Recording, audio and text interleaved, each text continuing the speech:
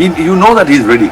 And I think if you don't give him that red ball chances now, his red ball cricket will get over because somebody's going to get set because we got so much talent coming in. So I think especially against England in the series, he should have been there. But even Sarfraz has not been taken. So I think Sarfraz could be more upset than Shreyas in red ball cricket. I think so. But Karun Nair has made a comeback. So Gautam Gambhir wants to enforce his dogma now in a younger group lot. So I think that is why, because probably he doesn't want to take on the hassles of two senior players retiring and then getting another seniorish player coming in the team, and then his control is not complete. But anyway, I think he's got a point to prove by winning IPL. It is not that he has shown the selectors that he should have been there, but he's won the Ranji Trophy for Mumbai. He's won the Rani Trophy for Mumbai. So his red ball cricket credentials are also there. But basically, his red ball cricket scores for India in the past are being held against him. Right. So this matchup is going to be extremely key. There's, of course, Shreyas Iyer in rampaging form. He certainly wants to be counted. He's won for the big stage. He's been on that stage, has won it. Unlike, Virat Kohli. Let me just talk about Virat Kohli's statistics so far as this IPL is concerned. 614 runs in 14 matches, 146 strike rate, 55 average. So, very little to choose between the two, Ritinder. Both have done extremely well, and both are going to be the talismanic batsmen that each team would be looking at. Yeah, definitely, yes. If we talk about who has the best chances to win the finale, it will be depending on Shreyas and Virat Kohli's innings because their knocks has to be pivotal, because Virat has been handling RCB so well in the entire IPL, and the way Shreyas has batted, he has been phenomenal. So yes, but again, we can't get that fact go off track that if you talk about Punjab, they don't have a big side, star-studded side. The Indian players have performed, like Priyansh, we talk about Prabh Simran, Nihal Vadera, and that is where Punjab has that edge because they are booming with confidence at the moment. And yesterday, after beating Mumbai, I can assure you that Virat might be sweating, not much, but little bit. They are facing Punjab, and the phrase in Punjab is happening these days, Punjabi aage hoye, and I think that will do the task.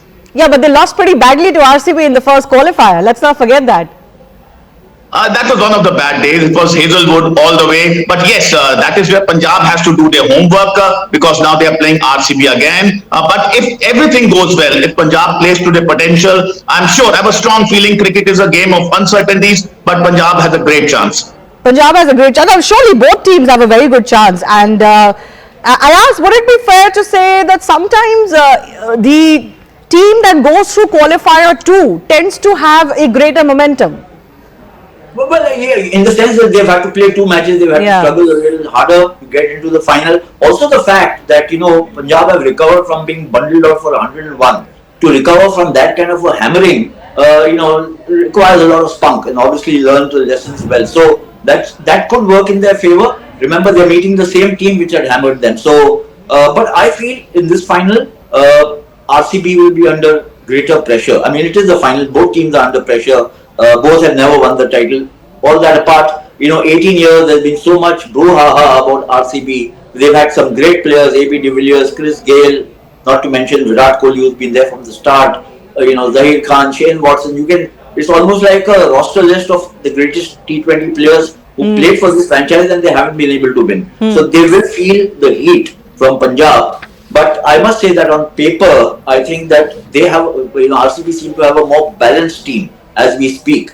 But in the final, this is T20, who knows, kuch bhi ho sakta hai. Certainly the occasion will rest heavy on Virat Kohli's shoulder, Atul Vasan. I mean, 18 years of playing the IPL, biggest star of Indian cricket, has never won it, has come close a few times, and this has become a running joke for the RCB. Not joke, because I just feel this is a narrative of the society we live in, that he has achieved everything under the sun. He's one of the best batsmen in generations, and he's got a couple of World Cups under his belt, and he's achieved everything under the sun. But people have made him believe that सब कुछ कर लिया पर क्या किया, कुछ नहीं किया, IPL तो जीते नहीं आप. So this monkey off his back has to be set off now. Otherwise, in India, like is a cliche that a woman can become an IS officer, be a PhD, good sister, good daughter, but unless you become a mother, you're not complete. I think Virat Kohli has to become a mother. Only then people will let him off. We have our first caller also joining us. We're opening our phone lines. You can call us on the number flashing at the bottom of your screen and speak to our experts. Subramaniam is joining us from Bengaluru. Yes, sir, go ahead. Yeah, hi Shivani, hi Atul. Just wanted to, my view is that if Punjab chooses to chase, or if it so happens that Punjab chases a target set by RCB, then Punjab has a good chance. But if Punjab were to bat first and RCB were to chase, RCB will finish it. Interesting question you've posed, because actually the three finals, and as I'm coming to you with this, the three finals that RCB have lost, they've lost them chasing. Yes, and despite having the chase master in their ranks. Exactly. It's an interesting question Mr. Subramaniam asked. What should they do? I certainly don't think they should be chasing. Well, it's an interesting question, but remember the last time they were in the final was what, 9 years back, 2016. Yeah. A lot of things change, players change, sports change. I think that RCB, the run that they've had in this tournament, even Punjab have had a stutter here and there. RCB haven't had much of a problem. They haven't crossed too many hurdles. In fact, whenever they played away from home, they've been supreme form or sublime form. And here they're going to play not in Bengaluru but at Ahmedabad. So, one can make all kinds of associations and say what will work, what will not work. I personally think that it will be a battle of wits and will, for both. Like when I say wits, what do I mean? I thought the defining shot of the match yesterday between Mumbai and PCB was the PBKS, was the shot that Shreyas Iyer played of Bumrah. Where it peered in a Yorker, fine reflexes, great skill, and 4 runs. And that was the defining shot of the match. So you have to keep your wits about you, and obviously you have to have strong willpower and resolve. No, absolutely. Atul, just the innings, we're coming back to the innings that Shreyas has played, and if he's able to repeat it, which is often very, very difficult, if he's able to repeat it, your money has to be on Punjab, because it's not just about the fact that they chased 204. Mumbai had never failed to defend a total over 200 before this match in the IPL. So against a bowling lineup like that, against a Bumrah in their ranks, just the shots and the confidence that Shreyas Iyer was displaying was absolutely amazing. Yeah, so if you're able to repeat your best and your what is expected of you every day, then you become God. You are beyond genius. It doesn't happen that way. But I think what Ayaz is mentioning, those 3 shots, there are 3 boundaries. So we have to also relate to the fact that only on those deliveries, only this shot can be played. So where was Hardik Pandya's mind? Because he had two third men in the circle, and then he was bowling Yorkers, and 3 boundaries went from that very area. It was genius of Shreyas Iyer to actually dug it out. Not many players can do that. But there is the only place that the ball can go off the delivery. You cannot hit the ball to square leg or to fine leg, because of that ball you have to dig it out. And the only place will go there. So I think Mumbai lost the trick in the book, because at that point, still there were 33 required of 12 balls. And I think three boundaries going from there, that shows that there was a kind of a brain fade moment. But I think chasing wise, both the teams will like to chase in the finals. I mean, they will not regard what has happened in the past, what statistics. It means nothing, because before this, Mumbai has never been able to let anybody overall 200 score ever in the history. But it happened last night. So all these matchups and these statistics that you have head to head is all just the conjecture and entertainment.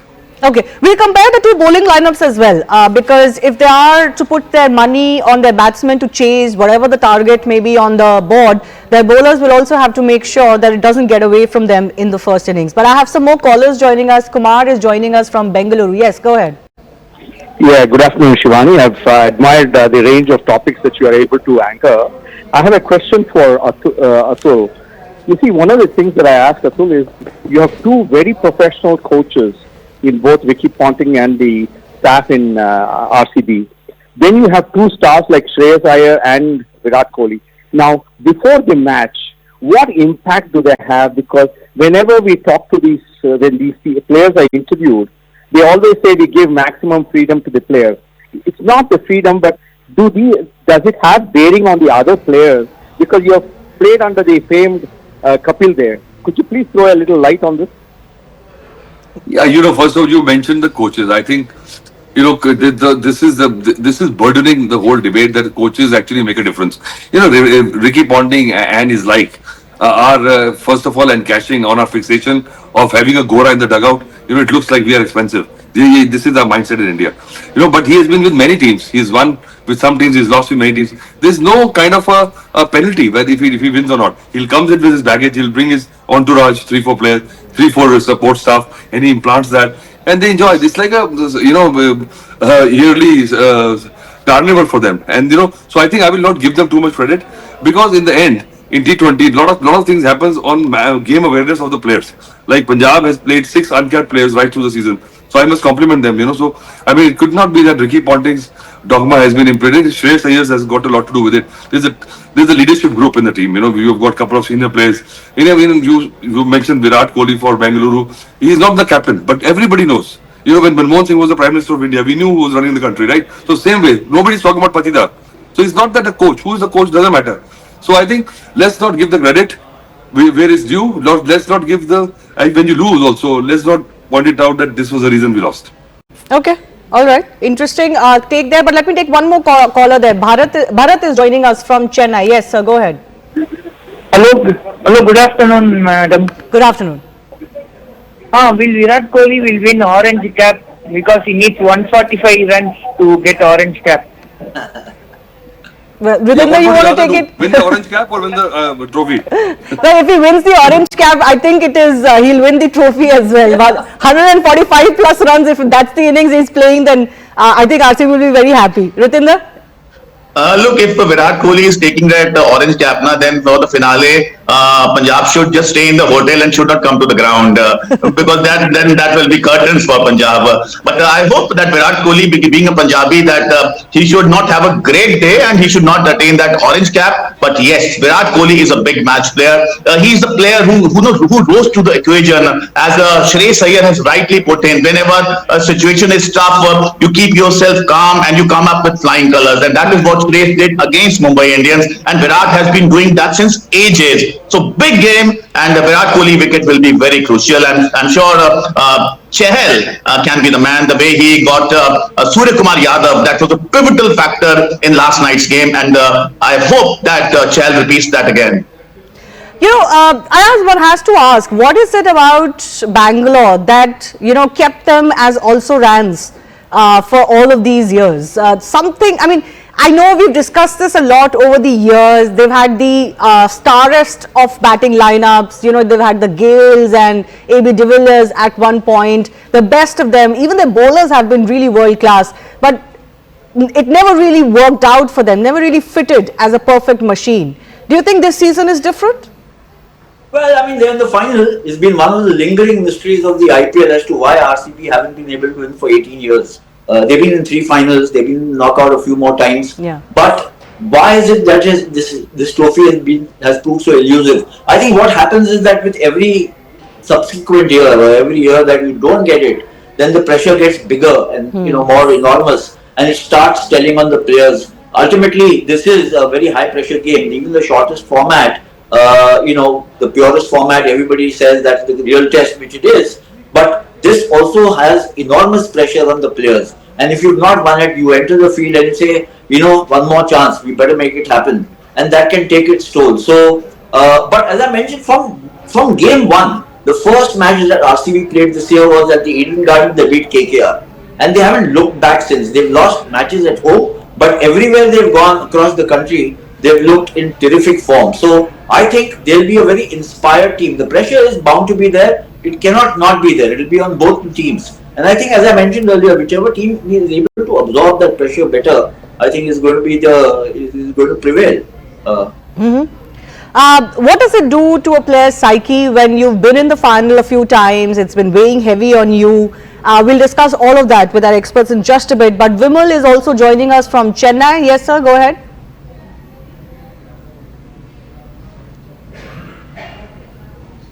Mr. Vimal, can you hear me? Okay, I think we've lost that line, but we'll wait for more callers to join us. The numbers are flashing at the bottom of your screen. Yes, Ayaz, you want to just talk about, Virat Kohli's psyche a little bit here? Yeah, I think, he's been talismanic across the years, across almost 2 decades. So that's a very long innings for a player, and a player of his caliber, and obviously the clout he's enjoyed. So as Atul mentioned that, even now he's the biggest power center in the team. So how he does, what he does, how he talks to his teammates, what he does in the middle, all has a bearing and has consequences for his team. So I think willy-nilly he is going to be the pivotal figure more than any other player, more than all the other 21 players will be there. Virat Kohli will be the in the spotlight obviously, and what he does with the bat and otherwise is going to be of very crucial importance. But I just wanted to mention here that when we talk about being able to absorb pressure, it's also about tactical nose. You talked about tactics. I thought the way Punjab tamed Bumrah yesterday was classic. Josh Inglis getting 20 runs in his first over, and then they got 20 more in the next 3 overs. What they ensured was not go hammer and tongs at him, but ensure he doesn't get a wicket. Yeah. And then I thought Mumbai perhaps missed a trick or two by not bowling Mitchell Sattler, who was the most economical bowler. 2 overs for 15 runs. He didn't complete his overs. Hardik Pandya had an over or so remaining, and they went to a rookie, Ashwini, to try and help them, take them into the final. I thought perhaps, now this was hindsight, but I think made a difference. Yeah. Final questions, Ritinder. Tactically, since Ayaz is mentioning this, which team do you think is doing better? Look, I will go with Punjab because they have really rose to the occasion. They have taken pressure situations really well. We should not forget that low-scoring game thriller against Kolkata, where Punjab again came up with flying colours. They had their tough times. But yes, if you talk about RCB with Patidar, the way he has been marshalling his resources, this is a team, this is a force to reckon with. It's going to be a clash of titans, definitely. And as Ayaz Bhai has said, it's all about the big day, how you absorb that pressure. Because in the league phase, you can be a top-notch team. But when it's finale, in that brain, in those ears, it's rosing, finale, then pressure comes in, your DNA is tested. And yes, whosoever can take this pressure well, I'm sure he'll be a winner and the winner of IPL 2025. And fingers crossed, I have a strong feeling Punjab deserves it big time. Atul, which team's bowling lineup is one that you are more confident of? Yeah, they're similar. I think Arshdeep had an off day, but still he's our best. He's been picked for the test team. I want him going to England in a good space of mind, like I said about Rishabh Pant, because after this IPL is over, my macro picture is Indian cricket, So I want my Indian stars to be feeling good. But I think Punjab probably have got the slight advantage having played this game in this ground. They came to the ground yesterday at 5 o'clock. They were there till 2 o'clock. So those sort of hours, that soaking in of that environment, that feeling of being there, it counts for something. But I think Shreyas Iyer has, got rid of his demons of that fateful day when we lost to Australia in the finals. I think Virat Kohli has to do that. So it could be Virat Kohli's date tomorrow. Well, for someone destiny is calling. We don't know whether it's going to be Virat Kohli or it's going to be Shreyas Iyer, managing to get another title with another team. But we'll leave it at that. I do thank all of our guests for joining us. Well, more sporting history for India. India's D. Gukesh claimed a remarkable win over Magnus Carlsen in the 6th round of the Norway Chess Tournament. Despite Carlsen's dominant position for most of the game, Gukesh's precise counter-attack turned the tables. He exploited the time pressure of the tournament's increment time control and won against Magnus Carlsen for the first time in a classical format. Carlsen was in control for much of the game, as I said, but Gukesh also maintained his composure, which ultimately paid off. Union Minister Kiren Rijiju congratulated the chess prodigy on achieving another milestone.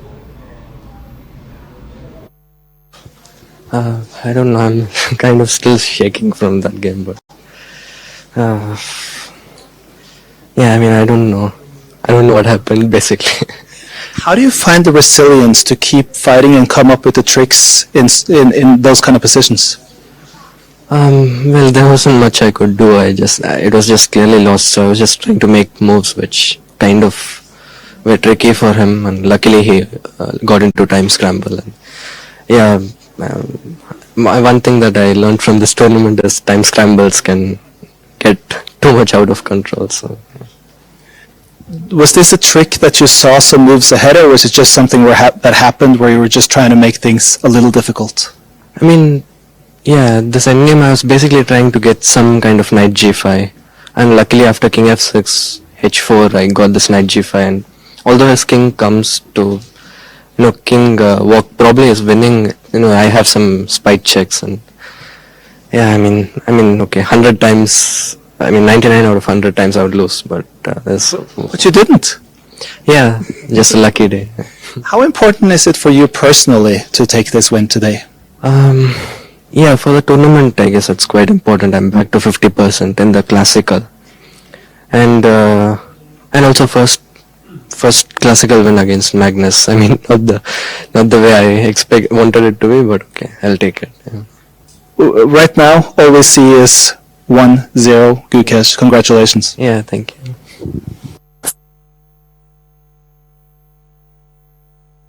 Ma'am, how do you feel first? I'm very happy about it. What do you have to say about the interviews that Gukesh did after that? Because he said out of 100 times, 99 I would have ended up losing this. But this one, I will take it since I have won it. It depends, right? Under time pressure, anybody can do a mistake. So, it was a bit lucky, but I think he showed some mental resilience to do that at the last minute. Even he had some time pressure, yes. Right. And ma'am, we have union ministers like Mr. Kiran Rijiju, everyone hailing Gukesh as far as, his composure is concerned. Everybody has been talking about that. The body language really, setting the internet on fire. How do you see the responses that are coming after his victory? To be honest, I didn't have time to go through all the social media posts. I had to get back to work, so I have to see some more. I haven't finished seeing all the posts of social media. But I'm very happy about it. Right. Ma'am, but what did he say to you after your first phone call with Gukesh? How did he feel? He called me, he was happy. Yes. But I think he should work more on his games. He was in fact critical of his own victory. He said the same thing. He said, the fact that I won it, I have been lucky, I will take it. He knows chess more than me, so whatever he tells must be correct. He should improve more on his games. Yeah. There was a sense of disbelief in that entire body language and face of Gukesh right after he in fact achieved that victory, snatched it from Carlson. How do you see that body language? He was almost he could not believe that he had won it. I don't know about it from the video. I should ask him when I get back home. I think it was maybe surprising for him that Carlson made the last minute mistake and time pressure. All right. Ma'am, what do you intend to do? Because this is, of course, a big victory for Gukesh. Anything that you're planning, anything special as he returns? No, the tournament is still not over. 4 more rounds to go. Yes. Let's see what happens. Yeah. One of the major he is not being achieved so far. Now he has beaten Magnus also. So there is no pressure on him. He will be relaxed only. He will be practicing and he will be relaxed only. Purnima is also joining us. Purnima, tell us more of the reactions that you're getting from the overall chess community in Chennai, and of course, Gukesh's family and others have spoken to us and have spoken to the media as well. Tell us more of what you're picking up.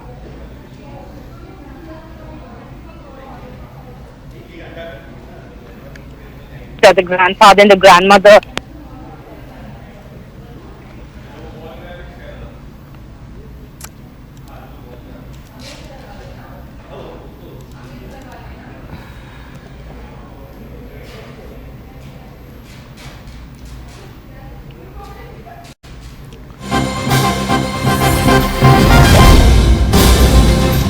Moving on to some more breaking updates coming in. A plea has been filed before the Karnataka High Court seeking directions to ensure that Kamal Haasan's starrer Thug Life is allowed to be screened in Karnataka without any disturbance. This after Karnataka Film Chamber of Commerce's recent decision to boycott the movie, which is slated for a release on June 5. The decision to ban the screenings of the film in a way in Karnataka followed Kamal Haasan's comments where he said that Kannada, the language, was born out of Tamil language that has created a furore in Karnataka. My colleague Harish Upadhyay is also joining us with more on this. So this is, against the call that has been made by the Film Chamber of Commerce. Tell us more of what this plea asks for.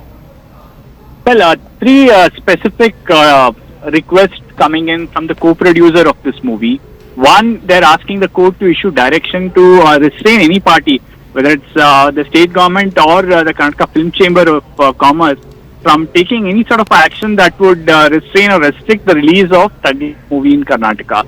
That's one. They're also seeking direction to be issued to the state government to take any steps necessary in terms of security to the film directors, producers, and for the screening when the movie is set to release on the 5th of June. That's the second request. The third one that they have approached the Karnataka High Court with is that the other respondents, including the Film Chamber of Commerce, they should be restrained from issuing any direction or decision to ban the movie in the state, and also stopping the distribution of the movie.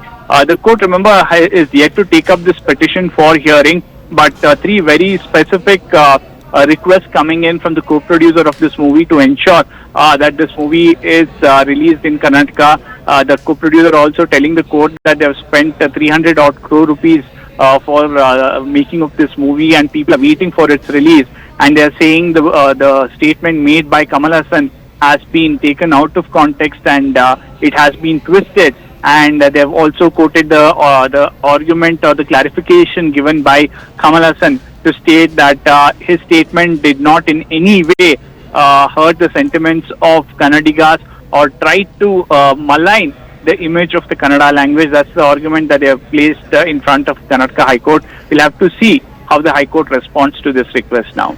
So obviously the Film Chamber of Commerce will have to be gotten bored, because they're the ones who are threatening this boycott of sorts. But just for the benefit of our viewers, Harish, also explain the state government's position, because ultimately law and order, if it is challenged, is going to come under their purview. Absolutely. The state government and the Film Chamber of Commerce both have been made parties in this case.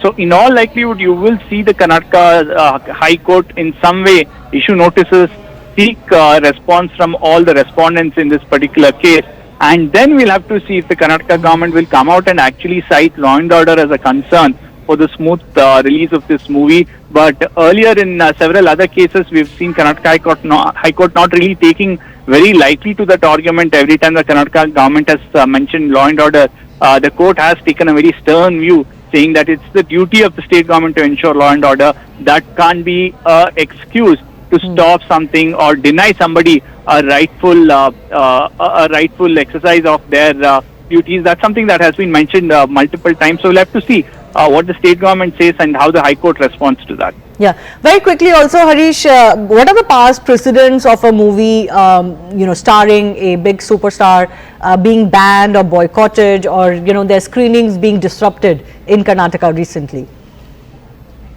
Well, ban is something that everyone has tried to resist from using the term ban, whether it's the Film Chamber or the Karnataka government, because the law and the consequences of it is severe once that term is used. But there have been times when the Film Chamber has tried to ensure that there is non-cooperation from various other co-bodies, whether it's the distributors, whether it's the exhibitors and the owners of theatres.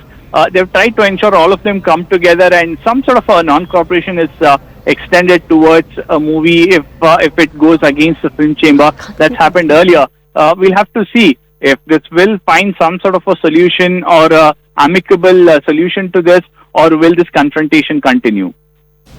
Okay, Harish, we'll leave it at that. We'll keep coming back to you for more. That plea yet to come up for hearing as far as the Karnataka High Court is concerned. Moving on, ahead of round 2 of peace talks between Russia and Ukraine that are set to take place in Istanbul, Ukraine has launched a major drone strike on Russian military planes, hitting more than 40 aircrafts on Sunday. Reports suggest Ukrainian forces hit Russian aircrafts, including Tu-95 and Tu-22 strategic bombers, which it employs to fire long-range missiles at Ukraine. There are no immediate reports of any injuries or casualties as far as this attack is concerned, but the Ukrainian President Volodymyr Zelensky has announced that the country's armed forces have conducted a quote brilliant operation in Russia aimed exclusively at military targets, which destroyed over 40 aircraft in an operation named Spider Web. He also claimed that Defense Minister Umerov will lead Kyiv's delegation in second round of direct peace talks with Russia.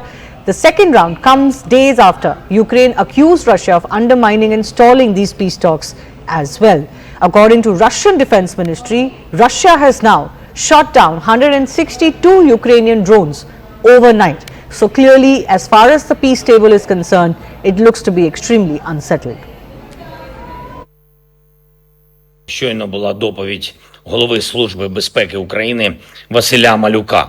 Блискуча операція проведена на території ворога виключно проти військових цілей, проти саме тієї техніки, яка використовувалась в ударах проти України. Дуже відчутні втрати Росії і абсолютно справедливі, заслужені їхні втрати. Дякую Службі безпеки, особисто генералу Малюку, також всім, хто був задіяний в операції. Готували операцію більш ніж 1,5 роки. Планування, організація, всі деталі були ідеально підготовлені. Ukraine's spy agency SBU has claimed responsibility for these drone attacks. Far from the front lines, explosives were hidden in wooden sheds and driven near the bases, then remotely activated. Take a look. These videos obtained by Reuters were said to show recordings of Ukrainian drone strikes on Russian airfields in several regions, including thousands of miles away from the front lines in Siberia. Reuters was able to verify the locations of the recordings, but not the dates. Ukraine's domestic security agency, the SBU, acknowledged that it carried out the attacks, codenamed Spider's Web, and said they caused considerable damage, which it estimated at $7 billion. A Ukrainian security official said 41 planes on 4 bases were hit, which Reuters could not verify, but the Russian Defense Ministry confirmed aircraft were damaged and set on fire. It said no casualties were reported, and some of the individuals involved in the attacks were detained. On Sunday, Ukrainian President Volodymyr Zelensky praised the operation. Бажаю здоров'я, шановні українці, українки. Greetings, dear Ukrainian men and women. I just heard the report by Chief of Security Service of Ukraine, Vasyl Malyuka. A brilliant operation was conducted on the enemy's territory, exclusively against military targets, against equipment that was used to deliver strikes at Ukraine. Very tangible losses by Russia, and absolutely just losses which they deserved. Справедливі, заслужені їхні втрати. The Ukrainian security official said explosive-laden drones were hidden inside the roofs of wooden sheds, as seen in these photos shared by the Ukrainian Security Service, which Reuters could not verify. The sheds were driven near the Russian bases, and the drones were then activated remotely. Ukraine's long-range strike drones or ballistic missiles don't have the range to reach targets this far away, which required the approach used here. Zelensky said the operation had taken more than a year and a half to prepare. Russia and Ukraine sharply ramped up their war 1 day before proposed peace talks were to take place. Several people were killed after 2 bridges were blown up in Russian regions bordering Ukraine, Russian officials said on Sunday, though no one has claimed responsibility yet. One was a road bridge in the Bryansk region. It collapsed as a train carrying 388 people was passing underneath, derailing the train and crushing some carriages. Separately, videos obtained by Reuters were said to show recordings of Ukrainian drone strikes on Russian airfields in the northern Murmansk region and Siberia in the first such attack so far from the front lines. Reuters was